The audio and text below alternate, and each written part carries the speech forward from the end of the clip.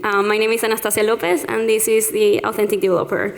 Although throughout the talk, you can replace developer with designer, product manager, pastry chef, whatever rocks your boat.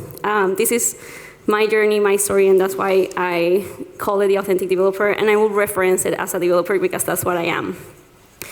Before I start, I always like to give a warning because this is not going to be a technical talk. This is not a talk where I'm going to show code, I'm going to talk about Kotlin or Java or any fancy new things that everyone wants to try. This is a talk about feelings, nothing more than feelings. And I know you might be thinking like, ugh, feelings, really? But I think feelings is what makes us humans. And developers or not, we're still humans. And to be able to rock our job, we need to interact and learn how to interact with humans and just become better. To be a great engineer, to be a great developer, we still have to learn, progress as a human being. So that's why I think this talk is important. That's why I'm here. So I'm going to do something that my friend Michael May does in his talks, so I'm just basically stealing his idea. I'm going to ask a series of questions, and if the answer is yes, you have to clap once. Like, don't go, just like once is enough. If the answer is no, you don't have to do anything, just like sit tightly. Does everyone understand that? Yay, okay. Have you ever feared that someone will realize that you don't really know what you're doing? Do you avoid writing blog posts or doing talks because you think you don't have anything to say? Do you sometimes shy away from asking questions because you're afraid the question is dumb? Have you ever felt like an imposter? So I do feel like an imposter. I was going to clap, but then the microphone and stuff is very annoying. I am an imposter, or I feel like an imposter a lot. There are some days that are good, there are some days that are bad. Today wasn't a great day. I'm definitely having imposter syndrome about this talk. But I'm not alone. And for those who clap, for those who didn't clap, you can realize you're not alone either. This is normal, this is common, it's a thing. I'm not just here to talk about imposter syndrome. I see imposter syndrome as a side effect of our personalities, of our culture, of toxic behavior.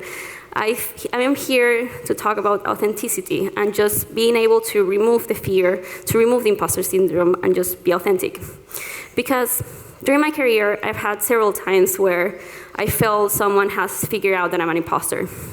And I can remember them, and they've been painful. Sometimes they were very obvious, as in, you're bad at your job. And then sometimes we're very subtle, like not feeling valued at the company, or not getting the promotion I wanted or I thought I deserved. And when this happens to me, I have so many feelings. I feel angry, I feel sad, I feel confused. I kind of just want to hide away from the world, from my friends, from everyone. And it hurts. It really, really does hurt. So after one of these events, one of these situations, after I recovered, I wanted to understand what was happening, because it's not nice. I just went into like what I call the imposter syndrome loop, where I don't feel value, and then I told myself it's because you're not good, and then I don't feel value, and blah, blah, blah, blah, blah. And I wanted to stop that. I wanted to get out of that loop. I didn't want it to happen ever again. So I started investigating, and that's why I'm here. That's how this journey began. And the journey begins with shame. We associate shame with like that embarrassment, especially like when we're teenagers in high school, and we feel all of our insecurities. Everything's an insecurity. Like, oh my God, I cannot believe my crush saw me with avocado in my teeth. Bad example, I would have never eaten avocado, but I think you get the gist.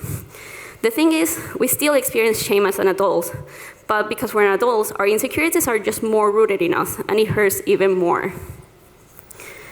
These are all quotes of people I've talked to about shame.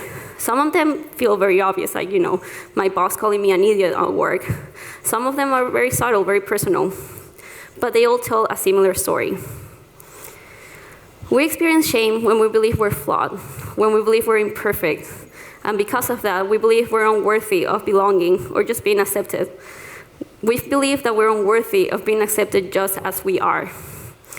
We're afraid and sometimes terrified that people will think that we're not funny enough, techie enough, geeky enough, smart enough, that we're just simply not enough. We're afraid that what we have to offer to the world isn't enough, So what we do, we just hide our authentic version of ourselves in like layers of decorations of characteristics, personality traits that aren't really us. For me, shame is the little voice in my head telling me I'm not enough, asking me, who do you think you are? What knowledge are you here to share? I like to think about it like a little person in my head, because I need to understand it. It's there for a reason. It just didn't appear overnight. And just like the Joker, if you want to stop it, you need to understand its plan, its motivation, and its pattern to be able to stop it. Because that voice, at the moment, when it performs an attack, when I feel shame, it comes with just so many overwhelming feelings: anger, sadness, confusion, wanting to run away and hide from the world. We're afraid that someone is going to find out we're not good enough. We're afraid of being vulnerable. Now, vulnerability is what we're uncertain about. It's that feeling we have when we take risks or where we're emotionally exposed. And we have situations where we feel vulnerable almost every day of our lives. And vulnerability has a terrible image in society. And as tech people, it has like the worst image in the world. We associate vulnerability with weakness. We don't want our code to be vulnerable, so obviously we cannot be vulnerable, just like logic, right? So we don't want to expose our vulnerabilities. We don't want to take risks. We don't want to do talks. We don't want to do blog posts. We just want to stay in our comfort zone so no one can see our vulnerabilities or weaknesses and exploit them. And if someone does expose us, if someone does realize we have a weakness, we feel shame. They've discovered us. We're flawed. As I said, experiencing vulnerability happens almost daily. It is not a choice. It's going to happen whether we like it or not. The choice we have is how to react when we face it. We can react with shame, which is a normal reaction. We can feel defensive. We can lie. Or we can just embrace it. The choice I want you to make after this talk is to embrace vulnerability, embrace that naked feeling, that uncertainty, do talks, do blog posts, go ask questions, go talk to people. Just embrace your authentic self. I think by now you've joined the dots. What I was talking about before I started talking about shame, it was shame. What I was experiencing was shame. And knowing that this has a name and other people experience it was really, really helpful for me. So the next step I took was to understand my own shame, because we're all different. Everyone has a different shame. Everyone has different weaknesses. Everyone is completely different. But my first step, or the second step, I suppose, was to understand my own shame. And I'm gonna drink water because I'm thirsty. This is not awkward. Okay. I want to be more authentic, and that's why I wanted to understand my shame, understand the little voice in my head, so I can know where it's coming from. The way I did it with this exercise from Brené Brown. If you haven't heard from her, about her, go. She's really, really good, and she talks about shame and vulnerability much better than me, and she's awesome. But anyway, I use this exercise. It's called identifying your shame triggers. The idea is that first, you write the things you want to be perceived as.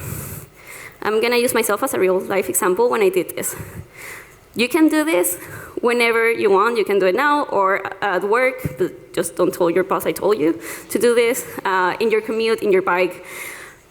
And you can do it in every aspect of your life. Right now, I'm gonna use myself as an example and just my career-wise, like just my developer part. When I did this, I wrote down, I want to be perceived as a good speaker. I want to be perceived as a good developer. I want to be perceived as tough, but nice and kind. I want to be perceived as a ninja developer. After you write this down, you then write the things you don't want to be perceived as. Again, for me, I didn't want to be perceived as not techy enough, as dumb, or as emotional and soft. Once you write this down, you don't even have to write it down, you can memorize it. But once you realize this, you try to understand where are they coming from. And here's a series of questions you can ask, like, where are these expectations coming from? How realistic are they? Can you be all those things at the same time? Am I describing who I want to be or who society wants me to be? And if someone does find out that, I'm one of those unwanted personas, what will really happen? Because we feel shame, But now we know shame is all in our heads. Like, if someone sees me as dumb, the world will continue. I will feel hurt, but if I know how to control my shame and I know what's happening, really, nothing is happening if someone just perceives me as dumb. When I started asking these questions around When I started asking these questions around my shame triggers, I realized that wanting to be a ninja developer was actually coming from our industry, because we have this idea that you have to be a good developer, you have to breathe and sweat code all the time, that you have to code even when you're sleeping. And obviously I wasn't doing that. So that's where ninja developer was coming. And then I also realized I had contradictions. I cannot be nice and kind and yet not be perceived as emotional. If I want to empathize with people, if I want to help people, I need to feel my emotions to be able to connect with them. And also, I could never be a ninja developer. I'm so clumsy and loud, like, it wouldn't happen. So that was my first step, understanding my own shame, understanding the little voice in my head. Where is she coming from? She's a she. We're best friends now, kind of, sometimes. Just understanding why is she there and how she learned all these things. Most of them are society, or just our own punishment that we inflict on ourselves. So the second step I took was to figure out the things that block me from being authentic. The first one, stop trying to fit in and start belonging, because there is a difference. Fitting in is becoming whoever the situation needs you to be, while belonging is just being yourself at all times. We are often so worried about what people think and so overwhelmed about trying to be who they need us to be that we just lose ourselves. We forget who we are, what we value, what our authentic self is. But we don't have to. We have to stop that. Because we cannot give people what we don't have. We cannot be what we are not. This took a lot of practice. I'm still, obviously, a work in progress. There's lots of years of bad habits of me trying to be whoever my parents, my sister, my brother, my friends, my coworker, my community wanted me to be, and just I forgot who really I am. So it takes a lot of practice and self-reflection, and I think self-reflection is very, very hard, and you can ask any therapist in the world, it's really hard. But as any skill, if you practice it, you can accomplish it, you can get better at it. The way I started this was just writing down who I want to be, who my authentic self is. Not who my parents want me to be, not who the ninja developers want me to be, just who I want to be. And that will help me define my actions, make decisions better. When I see myself falling in old patterns, like for example, if I hear a comment that's not very nice and maybe it's racist or homophobic, and I'm questioning like, should I say something? I don't want everyone to think that I'm that person, or I don't want everyone to hate me. I remember I actually want to be a person that speaks out, and that will carry on my action. I will actually speak out. Of course, this is not perfect. Of course, at the beginning, and still, I make so many mistakes, and I just fall into bad habits. I let the little voice in my head take control, and it just goes so fast. You don't even notice it until after it happens. But that's still okay. As long as you can reflect back and say, I shouldn't have done that. It's fine. Mistakes are going to happen anyway, so we might as well embrace them. I try to stop fitting in to let my authentic self come out.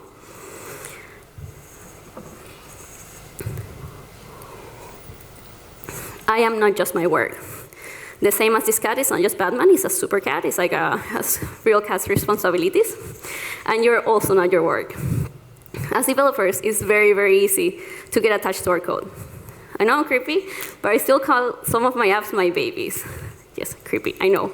But I've worked so hard on them. I put so much time and effort and sweat and tears. I sometimes put my life on hold for them, so they kind of feel like my babies. I do not have babies, so, for me, that's it. And it's normal to get attached to yourself to a code. But I've noticed that we not only attach ourselves to our code, but we also attach our self-worth to it. And that shouldn't be the case. We shouldn't perceive our self-worth or attach our self-worth of how our pull requests or our code or our talks are perceived. Because what we do is, if the Twitter has likes and retweets, if the blog post has medium claps, if the pull requests go through smooth like a cruise, we're fine, we're good, we're worth it. But if, on the contrary, we do not get any medium claps, if no one likes our blog post, if the pull request actually has a lot of comments, we're just feeling our little voice saying, I knew it, you're actually faking it, you're bad, you're an imposter. It's normal to get attached to yourself to the code. It's normal to want the respect and admiration from your peers. But our self-worth should never, ever be in the table. So that's my reminder. A reminder to take more risks, take more chances, to break things, to try new things. And whatever happens, you're still gonna be enough. You're still gonna be good enough. You're still gonna be worth it. When I see I'm second-guessing myself again, when I think no one's gonna come to my talk, and people are gonna boo me or throw tomatoes at me, please don't. I'm still here. I still remind myself that even if no one likes the talk, even if no one comes, even if you ruin my dress with tomatoes, I'm still gonna be okay. I'm still gonna be worth it. I'm still took risks, and even more, and even becoming more authentic because I'm doing what I love. I try not to let my attention to my work stop me from being authentic. Criticism. We need to learn how to filter criticism. The internet is a wonderful place where I found most of these images. There are cat gifs and there are videos of dog pool parties. It's wonderful. But it can be horrible and terrible at the same time. When we're taking these risks and we're exposing ourselves to the world, we're exposing ourselves to trolls. And there are so many. There are so many trolls. There are Twitter trolls, there are GitHub trolls, there are Instagram trolls, there are all the trolls. Any troll that you can imagine, they're gonna be in the internet. We just need to learn how to filter that criticism. We don't even need to expose ourselves in the internet to get these trolls. At work, we might get criticism from coworkers that don't really care about us nor want us to improve. They're just trolls. We need to learn how to only listen to criticism from the people who really care about us, who really understands us, who wants us to improve, to be better. There's an American expression that I've never really used in real life. I've only seen it in movies that says, talk to the hand because the face ain't listening. I really like it. I really hope people actually use it in America. But that's what I do. When I hear a criticism that's gonna affect me, like, you're dumb, you're not taking enough, you're a bad developer, I try to imagine like a hand block and saying that. I acknowledge the criticism, ignoring it is not gonna take me anywhere, but I just don't let it affect me. Shockingly, that sometimes doesn't work. The criticism bypasses my imaginary hand block, and it does affect me. And I feel shame, or I just spiral into the imposter syndrome loop. And that's when I triggered Plan B. Now, Plan B has a lot of steps that I wanted to add slides yesterday, but there were too many, and I don't have enough time. But the main focus of Plan B was finding and talking to my support network. I defined my support network. I already had it. I just wrote down the people I can really trust, and I go talk to them. I ask them for help. I ask them for the opinion. I ask them for help again, and they help me get out of the imposter syndrome loop. If you don't think you have a support system, you probably do. If you don't know, or you want to figure out how to do it, or you want more recommendations on how to exit the imposter syndrome loop, just come talk to me afterwards. Maybe I'll do another talk about it, I don't know, but it's too long to explain here. Another thing I'm trying to do is stop being a people pleaser. It's hard. Before, still sometimes, whenever I would receive criticism, I would try to convince them to like me or convince them why they're wrong. And it would just be exhausting because I would waste so much energy, and at the end, I wouldn't see the benefit of it. I heard a phrase from the author of Marketing, Scott Stratton, that says, don't try to win over the haters, you're not the jackass whisperer. It's brilliant. So now I choose my battles. I choose the people who I really want to impress, who I really want them to like me sometimes, because I care for them, but not by changing myself, just by exposing myself and being vulnerable. I try not to let the haters stop me from being authentic, stop them from getting in my head. I really want to improve, I want to be better, but only the people who I trust and who care about me will help me get there. I am not perfect, and I'm gonna break it to you. Really sorry, you're not perfect either. And that is okay, it's perfectly fine. I've noticed we're always striving for perfection, to write the most perfect code, to be perfect, to be the perfect woman, to be the perfect man. So I want to do the clapping thing again. If it's yes, clap. If it's no, do nothing, nada, silence. Do you believe in the perfect code? Oh. It's okay. You'll learn.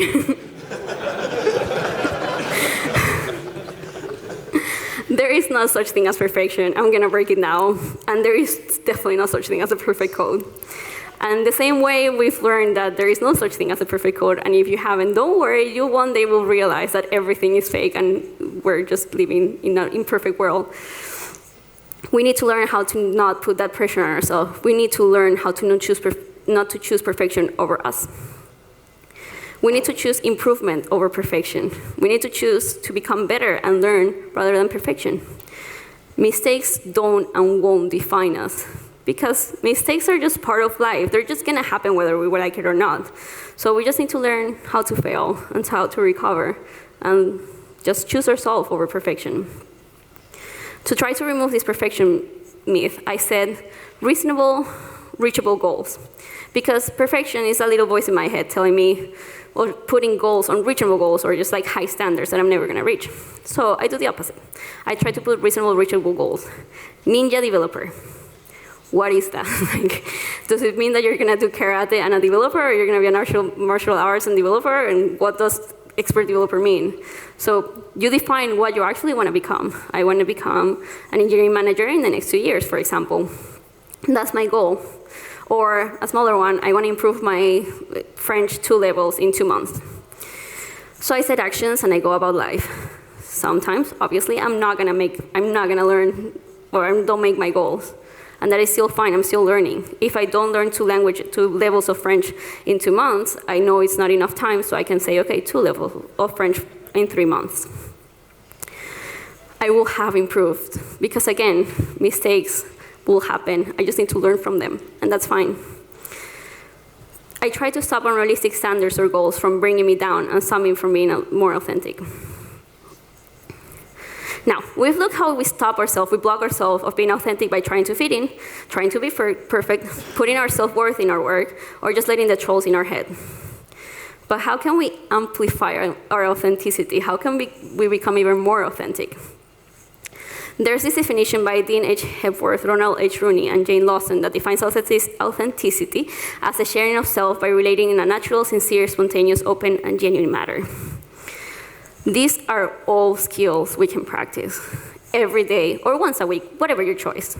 You can wake up in the morning, look at yourself in the mirror, make eye contact with yourself, and say, today I'm going to be open. Today I'm going to be genuine. I do not know if you talk to yourself like that in the mirror. Maybe you should try. We can just practice these skills. They're just skills that we can just practice every day, once a week, or whatever. Besides that, there are a couple of things we can do as well. To start, to be more authentic, we need to treat ourselves like the way we treat the people we love. As long as we treat them with kindness, obviously. We need to treat ourselves with empathy and understanding. We are our harshest critic. That little voice in our head is our harshest critic. So we need to learn self-compassion. Having compassion in ourselves is not that hard to having compassion to the people we care about. Instead of judging or criticizing ourselves for various inadequacies, we just need to treat ourselves with understanding when confronted with personal failings. And now, self-compassion has 3 elements. Common humanity. We have to be warm and understanding to ourselves whenever we fail or we make mistakes, rather than ignoring the pain or just punishing ourselves with criticism. We've already learned we're not perfect, and that failing is part of life. It's going to happen. So we have to accept that reality with kindness and sympathy. Frustration and not having things go the way we thought they were going to go often comes associated with an irrational feeling of isolation, as if I were the only one suffering, as if I were the only one making mistakes. I am the only one with impostor syndrome. But as we saw in the beginning, we are not. We all suffer. We are all vulnerable and imperfect. So self-compassion involves recognizing that suffering is part of our shared human experiences, something we all go through. Self-compassion also involves learning to deal with our negative emotions so that they're neither suppressed nor amplified. So here comes mindfulness. Mindfulness is a non-judgmental mind state in which one observes thoughts and feelings as they are, without trying to suppress them or trying to deny them. We cannot ignore our pain and feel compassion about it at the same time. But it also requires not obsessing about it and getting caught on this negative reactions and negative emotions. Self-compassion is a skill, it's a set of skills. This webpage has a lot of resources and exercises and meditation and mindful exercises that you can practice. Self-compassion means retraining the little voice in your head. We already know why it's there. We already know where it's come from. It's learned bad habits. We just need to retrain it so they're kind and empathetic towards us. Dr. Kristen Neff, Associate Professor of Psychology at the University of Texas at Austin, says that the #1 barrier of self-compassion is the fear of being complacent and losing your edge. I definitely had that. I remember talking to someone and saying, I cannot remove that little voice in my head because that's what pushes me to be better. That's what pushes me to be kinder. Like, if I don't have that voice, I'm just going to become Donald Trump, and I don't want that. Turns out, I don't need to remove it. I just need to re-educate it. Because there's a bunch of studies, I have them listed here, but I cannot be bothered, I'm sorry. But there's a lot of studies, and researchers have found out that self-compassion leads to great personal improvement. So if we retrain that little voice in our head, we're actually gonna become better. We're gonna be better at our jobs. We're gonna live happier lives. And finally, this. I said I was learning French. I don't know how to pronounce that. I don't have the throat that makes those sounds. But in Japanese, it's called ikigai. I know how to say that. What that means is just finding your purpose. What motivates you to get out of bed in the morning? And it can be one or several reasons. Sorry, I'm just muting this because I remember it now. Just the purpose that gets you out of bed and go to work in the morning. This is up to you, really. I can put myself as an example, but this is just your journey and your path to find. I love technology. I love working on Android, but my ikigai is actually people. If it's the end users that are going to use my application, whatever the product I'm using, I care for them. Or my coworkers, or this lovely Android community, I care for this community, and I want people to be happy in all these aspects. So that's my ikigai. That's what I strive for. That's why I wake up in the morning. So now we've seen that we can, how to become more authentic. We've seen how to become even more authentic. Now we can start helping other people become more authentic. And we're going to start with two things that are very, very, very common in the tech industry. You don't use Kotlin. You don't know what RxJava means. You don't know what a cat is. This is literally shaming the other person, like shoving them into shame. And we're not really getting anything out of it. We're just shaming them for not knowing a technology. This type of question is really, really common in our industry. The first time you might have heard it, you might have felt shame. You might have got defensive. You might have even lied, like, oh yeah, of course I know what Kotlin is. But then we just get used to it. We start becoming resilient, and then we start doing it ourselves. We need to stop this bad practice because it's not helping anyone. If you want that person to know what Kotlin is, what RxJava is, or whatever technology you're talking about, teach them. Just explain it to them. And if you're really that passionate that they should start using them, just convince them. Just don't push them into shame. The second one is code reviews. This is like a famous comic strip that has gone around Twitter a lot. Yes, we know we shouldn't attach our self-worth to our code. We've learned that. But we are part of a very privileged group that only know that. Not everyone knows that. And besides, even if we know that, that doesn't give us the right to behave like jerks. Each code review can be a learning opportunity. Don't make assumptions. Don't try to guess what the person was thinking. Try to gather the context. Try to ask questions. If you don't understand something, or you really cannot understand what the person was doing, just text them, or Slack them, or talk to them and ask them, do you mind sitting with me so we can go over your pull request? Assume everyone is doing the best they can with the information and context they have. Just because they didn't use X doesn't mean they didn't want to. Maybe they didn't know it existed. We can stop blocking people from being their authentic selves by helping them, not by shaming them. Both of these cases have two things in common. First, being nice, don't be a jerk. And second, empathy. I really wish, every time I say empathy, I wish there was a chorus behind me that would like, ah. I really value empathy. I even have an empathy tattoo. I think it's one of those skills that for me is really, really hard to practice, but I want to do it. I want to be better. It's really hard to practice empathy because you have to put yourself in other people's shoes. And we're all different, and we all struggle different way. So reaching that point is really hard. I didn't just want to talk about empathy and just leave it there. So I looked to actionable things in which we can practice empathy. And I came across Teresa Weissman for empathy attributes. See the world as other people see it. As I say, put yourself in other people's shoes. We all have different brains, priorities, suffering, stories. We all have different lives.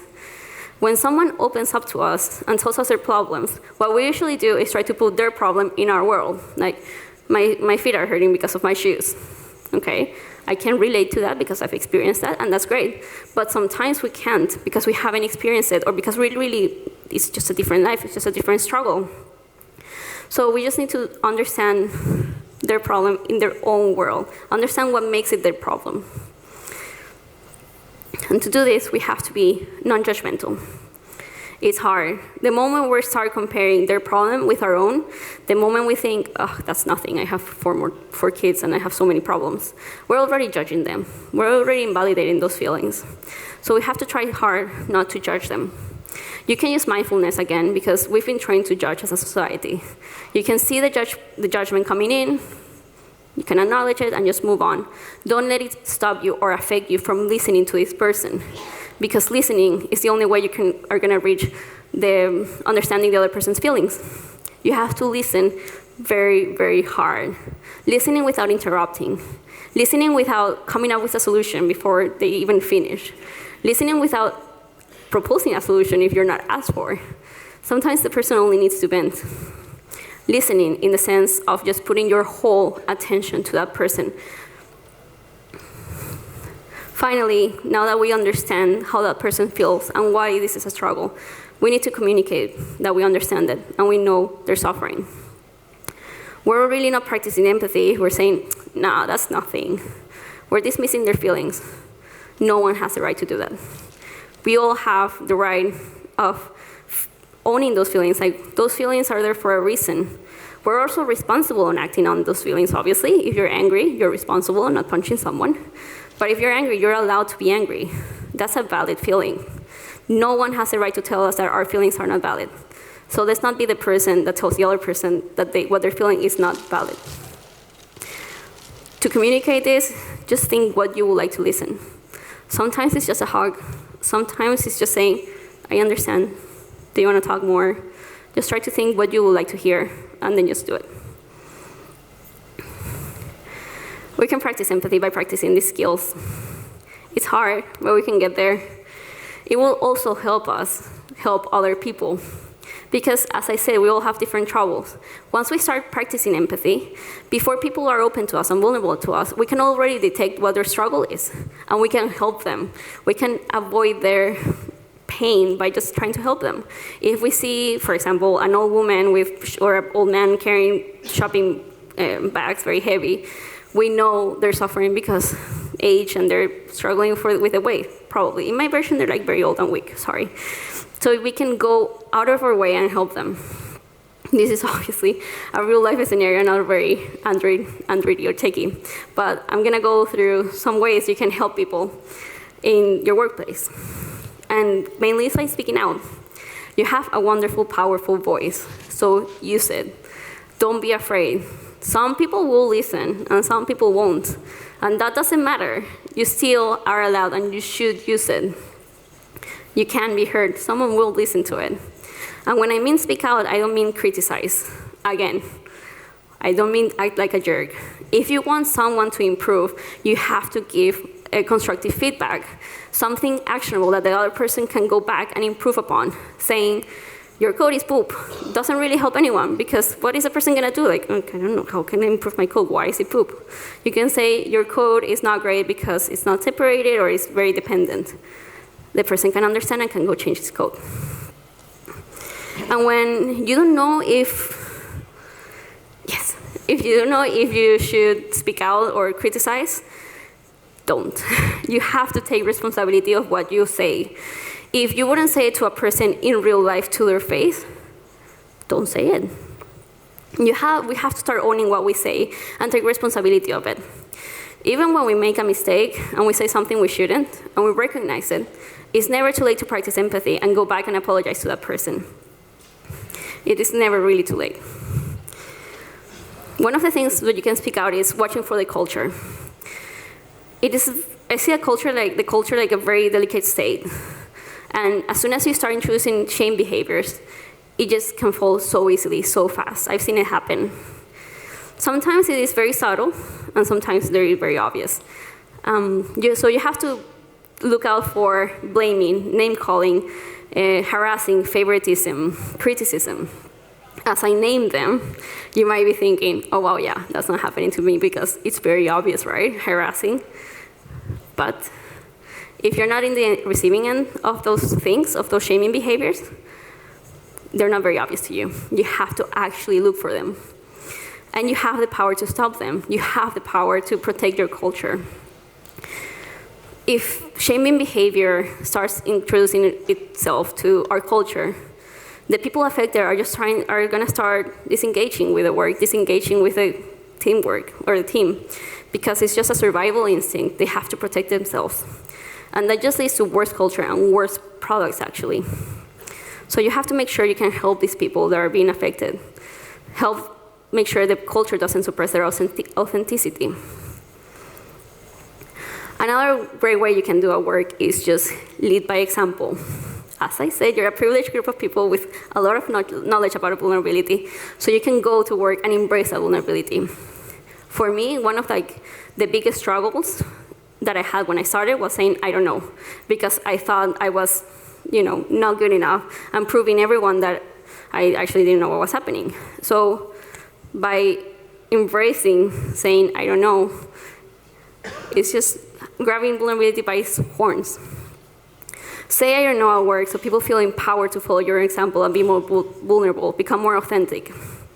If you're vulnerable, if you're honest about your flaws and the things you don't know and the things you can improve, other people will follow the example, and you will create a team of vulnerable people. And once you've reached that, it means you've reached a state where your team just trusts each other and respect each other. That's a great culture. That's so valuable. So start by saying, I don't know. There's this thing called survivorship bias. It's a bias, so it's very unconscious. We don't know we're doing it. But basically, we think, or our brain, some part of our brain thinks that just because we went through it, everyone else has to go through it. It's just how it goes, right? But there are sometimes there are practices or processes that will trigger shame to people, or they're just simply shaming. That makes us feel like an imposters and frauds. So speak out. Call on them, question them. You have the right to question the status quo. A good example is how we treat interns. I've never been treated badly as an intern, but I know stories where we just treat interns as the errand person that go get coffee and make photocopies. But you did it, they treated you like that, and you are there, so it means we can continue doing it. No, this is not a good process. We can change them. Just think about what you would have liked to be treated as. Like you wanted to learn, you wanted to improve, you wanted to learn this amazing world of Android, not just make coffee. So you can change this process. Another good one is hiring. Sometimes we just copy the hiring process of other big companies because, it works for them. But does it really work for our company? There are hiring processes which are just shaming. Sometimes the interviewer just wants to prove you wrong. And you survived that, and you got hired, so basically everyone has to do it? Again, no. Try to figure out what's the best process for you and your company. What's a process that's not shaming? What's a process that people can actually shine and bring their authentic selves to the table? You're still allowed to question, you're still allowed to question every process in your company. So go for it. If it's not working, you can change it. Normalize the learning discomfort, because learning is uncomfortable. Shocking, I know. It's challenging and exciting, but it can be also very uncomfortable, especially when you're insecure of yourself. When you have that little voice in your head saying, don't do it, don't get out of your comfort zone, you're gonna fail so hard, don't learn Kotlin, no, no, no. So normalize discomfort, learning discomfort at work by sharing your own experience. How long did it actually take you to learn Kotlin, or RxJava, or figure out constraint layout, whatever it is. Don't lie, obviously, but just try to normalize discomfort, especially with junior people. Let them know that it's okay to struggle, that it is okay that you were there and you empathize with them. Let them know that it is okay to ask questions, that they can approach you and you will just help them figure it out. Silence their inner voice by telling them it's normal. Normalizing discomfort with your own story is basically sharing your own story, sharing your story. When we tell our story, we change the world. So share your story. Just go out there and explain your struggles. Explain what you're worried about, how it felt learning to be an Android developer, or how it felt to learn RxJava, or how does it feel to feel like an impostor. There are stories we're ashamed or afraid to say. That's okay. I don't want to make you do anything you're super uncomfortable with, just a little bit uncomfortable. It's okay if you feel very uncomfortable and you don't want to tell that experience. Just recover, heal, protect yourself. Maybe you will be able to tell it one day. We've seen in a lot of industry how just one strong voice has this snowball effect where everyone starts speaking out and telling their own experience, their own story. You can be that powerful, strong voice telling this experience, and everyone can open up and share their experience too. Remember when you didn't know what impostor syndrome was, and the relief you felt knowing that you were not alone? Try to help people by doing that. Help people become more authentic by telling them your own story and your own experience in becoming more authentic. Because if we remember the definition of authenticity, it has being sincere and open. We have to practice being sincere and open to be more authentic, and we will help people become more authentic with them. You have the power to make a difference. You have the power to overcome your imposter syndrome and become more authentic. And what's even better, you have the power to help people overcome their own imposter syndrome and become more authentic. So go out there, be brave, be vulnerable. Thank you very much.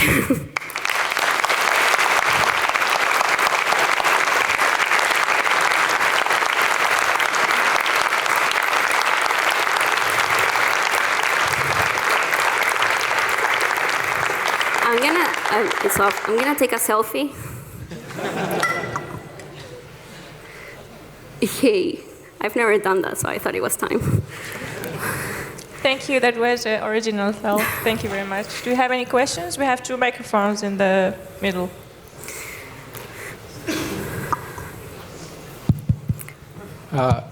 So it was a very nice talk. Thank you. So all the thing about empathy, your story, and self-compassion talks about self. So the problems start with self, thinking about yourself. So can we put everything into one slide and say, be selfless? So it's when you wake up in the morning, so you think about how can I help others and live for others. I think that's a good second step for me. I'm not saying I was a horrible human being before, but I feel you have to be strong and compassionate with yourself and understanding with yourself, and then you can really reach understanding and empathy towards others. And I do agree, selflessness at work and in your community and in your life is great, and that's what we should all do. But if we're not doing it to ourselves, we're just not going to do it to anyone else. Okay, thank you.